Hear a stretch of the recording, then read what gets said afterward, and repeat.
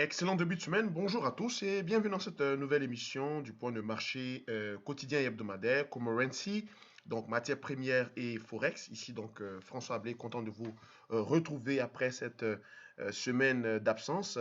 Évidemment, c'était la semaine où je mettais en place mon dispositif de confinement parce que, comme vous le savez, au-delà des activités boursières, que je partage avec vous sur les réseaux sociaux, j'ai aussi un emploi. Donc, le temps de m'ajuster et on va dire, de transférer mon bureau de mon emploi à la maison. Et c'est ça qui a fait que je n'étais pas en mesure de pouvoir assurer les émissions hebdomadaires et quotidiennes que l'on a eues jusqu'à présent. Et nous revoilà de retour. Pendant ce temps, je crois que vous avez pu constater avec beaucoup de plaisir l'évolution des marchés que j'avais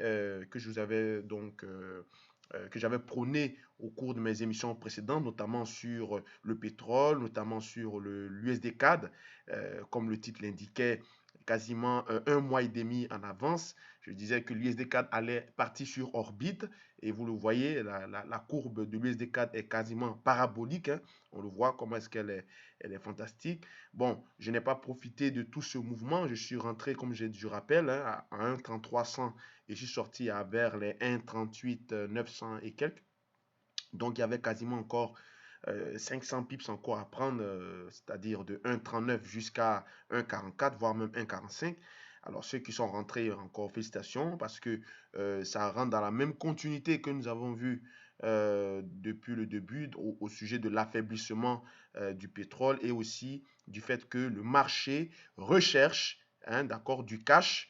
Donc, toutes les transactions qui sont liées, puisque la plupart d'ailleurs sont liées au dollar, alors comme on le dit en anglais, cash is king, et on se met donc à vendre tous les actifs que nous avons en possession, on se met à vendre tous les produits que nous avons en possession pour encaisser le dollar. Donc le dollar est recherché par le marché, vous comprenez? Voilà pourquoi je vous ai dit de faire attention qu'on a le seuil d'équilibre ici au niveau du dollar et qu'il y aura probablement un rebond qui se prépare. Vous avez vu, le marché est venu, il a quasiment titillé la zone des 95 points et ce niveau ici en bleu était déjà dessiné avant même que le marché n'arrive. Ce niveau ici était aussi là. Donc ces deux niveaux ne sont pas anodins, c'est bel et bien ces niveaux-là qui reflètent mon intuition, ma pensée, mon approche des marchés qui jusque-là ne m'a pas encore fait faille, d'accord? Et on le voit également sur l'or, on est repassé en dessous de l'or sur le seuil ici que vous voyez ici en noir, qui est la zone qui symbolise en fait la zone entre les 15,25 et les 15,25 et 15,15, d'accord? On a même réintégré le seuil d'équilibre également trimestriel qui est de 15,75. Donc actuellement, l'or, comme je vous ai dit, les valeurs refuges que sont les bons du trésor, le yen, l'or en particulier, sont liquidés sur les marchés pour rechercher seulement du cash, du dollar. Et aussi, on se débarrasse de certaines paires dont la politique monétaire il y a un changement de politique monétaire qui est en cours, notamment le dollar australien, hein, qui suit quasiment l'évolution économique et inflationniste de la Chine. Vous savez qu'actuellement, il y a cette épidémie qui fait des ravages en Europe, notamment en Italie. En Chine, on semble dire que on va dire les, les données sur l'évolution du Covid-19 semblent s'estomper, même si l'opinion et les observateurs internationaux restent quand même assez sceptiques au niveau de la diffusion de ces chiffres parce qu'ils proviennent de Chine.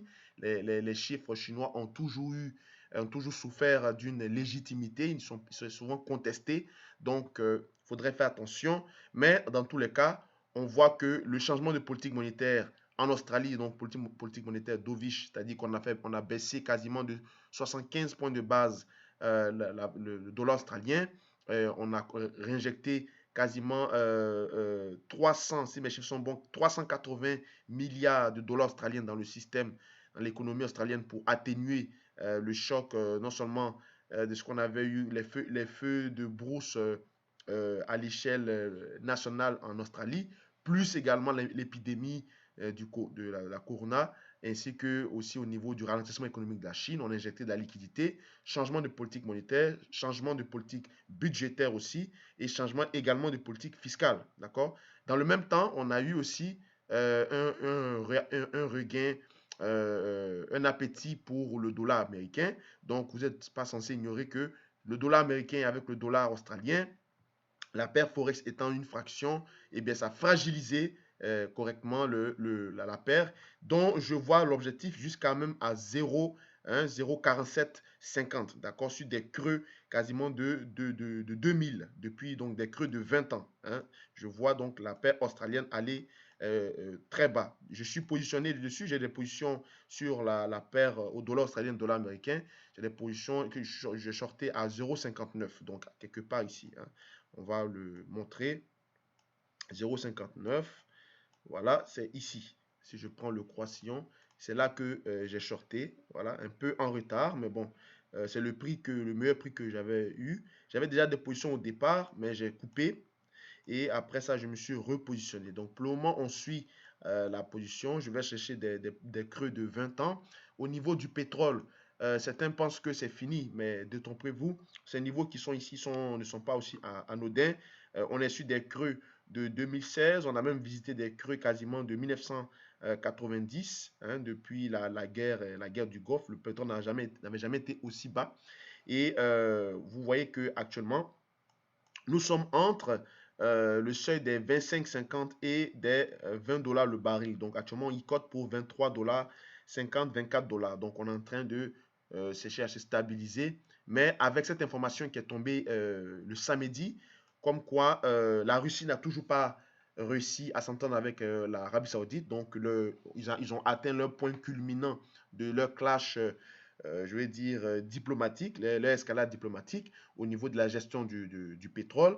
On a aussi les États-Unis, à travers le président Donald Trump, qui a dit qu'il allait se mêler et qu'il allait prendre parti tranché, comme on le connaît dans son style, une position claire au niveau de la situation sur le pétrole, parce qu'elle n'arrange pas, bien sûr, les exportateurs, pardon, les producteurs, hein, les producteurs qui ont, à travers leur syndicat, qui est le groupe de Vienne, qui aimerait que le pétrole reste à peu près entre 50 à 55 dollars le baril. Au niveau de la Russie, ce n'est pas les mêmes ambitions. La Russie également dépend fortement du pétrole et du gaz naturel, mais elle est OK si le pétrole se trouve entre 45 et 40 et 50 dollars le baril. Mais au niveau des autres pays comme le Canada et les États-Unis, c'est là qu'il y a un problème parce que nous avons le pétrole de schiste, d'accord, le pétrole et le gaz de schiste, et naturellement, les coûts de production sont énormes parce que c'est un pétrole qui est très sale, qui n'est pas raffiné, contrairement au pétrole persique, qui est un pétrole de premier choix, qui ne nécessite pas nécessairement de beaucoup de dépenses de production pour le raffiner, d'accord? Donc, un pétrole même à 10 dollars le baril, les Saoudiens, c'est pas grave pour eux, d'accord? Et ils peuvent même continuer à pomper, d'ailleurs, c'est ce qu'ils ont dit, ils peuvent pomper jusqu'à 12 millions de barils par jour. Et les États-Unis ont dit que, compte tenu du fait on assiste à une crise pétrolière, mais qui est liée plutôt à une demande, à une demande le mot ne me vient pas, déficitaire, pardon, voilà, une demande déficitaire. Donc, qu'est-ce qu'ils vont faire? Ben, ils vont racheter 30 millions de barils par jour pour le stocker, hein, pour créer une rareté artificielle, de sorte à faire remonter les cours, d'accord? Donc, le fait que les États-Unis cherchent à racheter les barils du pétrole aux environs d'une quantité de 30 millions de barils par jour, c'est clair qu'ils ne le feront pas si le pétrole est à 40 dollars ou ni à 50 dollars. C'est forcément sur des creux, d'accord, sur des niveaux qui sont aux alentours de 15 dollars, 10 dollars le baril. Donc, attendez-vous, si vous cherchez à choper le point bas sur le pétrole, c'est clairement et définitivement dans la zone entre les 16,80 et les 10,50. Vous pouvez accumuler des positions ici autant que vous souhaitez et parce que les Américains cherchent à stocker pour intervenir à partir du prix, pour intervenir sur le marché de la demande, d'accord? Donc, pour intervenir sur le marché de la demande, si le prix est élevé, forcément la quantité va baisser. Et si le prix est bas, la quantité va monter. Donc, du coup, on vient pour intervenir sur les creux hein, en termes sur le marché de la demande, pour sorte à faire gonfler artificiellement les prix puisque la quantité puisque le prix est bas, d'accord? Donc en rachetant à bon coût, à bon marché, cela va créer une demande artificielle pour faire gonfler les cours. Voilà, donc c'est un peu le scénario qu'il y a là-dedans. Donc, pour l'instant, le pétrole, je le vois encore continuer à baisser. D'accord? Alors, au niveau, pour finir, au niveau maintenant de l'euro-CAD, bah, l'euro-CAD, lui, c'est clairement aussi la photocopie, ou du moins, c'est la résultante, l'euro-CAD, c'est la résultante de l'euro-dollar et de l'USD-CAD. USD-CAD haussier, euro-dollar baissier, donc forcément euro-CAD haussier. Hein, si le pétrole s'affaiblit et que l'euro on va dire, le panier de devises de l'euro est littéralement changé parce que ici, on ne paye pas, ceux qui traitent l'euro-CAD, ils ne payent pas, ils ne cherchent pas l'euro à partir, ils ne cherchent pas l'euro à partir du pétrole. Ils cherchent l'euro à partir de leur dollar canadien. Donc, si le dollar canadien s'affaiblit, ce qui veut dire que le panier de l'euro lui prend de la valeur. C'est un mouvement mécanique, d'accord? Donc, pour trader l'euro 4, c'est très facile. Vous avez le choix, soit vous regardez le cours du pétrole, hein, lorsqu'il bouge, que vous pour vous positionner, soit vous regardez le cours du dollar, d'accord? Alors, ici, en l'occurrence, du fait que le dollar soit recherché, que le pétrole soit affaibli, eh bien, c'est très facile, ça simplifie notre tâche de pouvoir trader l'eurocad. Et l'eurocad a atteint les niveaux historiques, des niveaux de 1,60. Pour l'instant, il est en train de se stabiliser, il est dans un énorme confinement comme nous.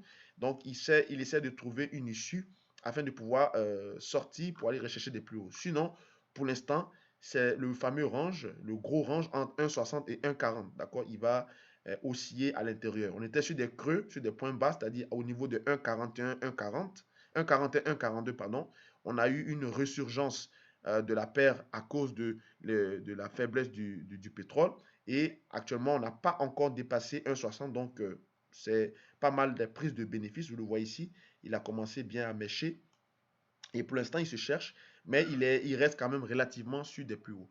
Pour finir, au niveau de notre paire USD-CAD, actuellement, il n'y a pas de scénario, puisque, en tout cas, pas de scénario de mon côté, puisque vous savez que moi, je fais plus du swing, du prix sur le moyen et long terme. Au niveau de l'USD-CAD, on a atteint la barre symbolique des 1,48. Donc, pour l'instant, il y a une stabilisation et une prise de bénéfice partielle. On n'est pas encore sorti de ce range ici. Donc, on a touché juste le sommet. Et pour l'instant, on se stabilise, d'accord? Donc, ceux qui sont en intraday, qui cherchent à acheter ou qui cherchent à faire du day trading sur l'USD-CAD, bon, il y a certainement des trucs à faire, mais moi, je ne vois rien pour l'instant parce que les mouvements que je vous donne hebdomadairement, ce sont des mouvements, comme vous le savez, des mouvements de longue amplitude et je ne veux pas donner donc des mouvements intraday qui sont de 20-25 pips. Même si, pour le coup, on peut faire quelque chose ici sur ce marché. Vous comprenez? Alors, donc, ce qui donc va clôturer notre observation sur les marchés sur l'USD-CAD. Merci donc de suivre ces émissions. On reste à l'écoute et je vous revois.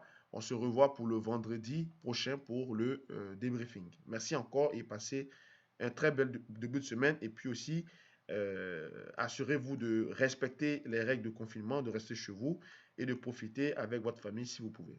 Au revoir.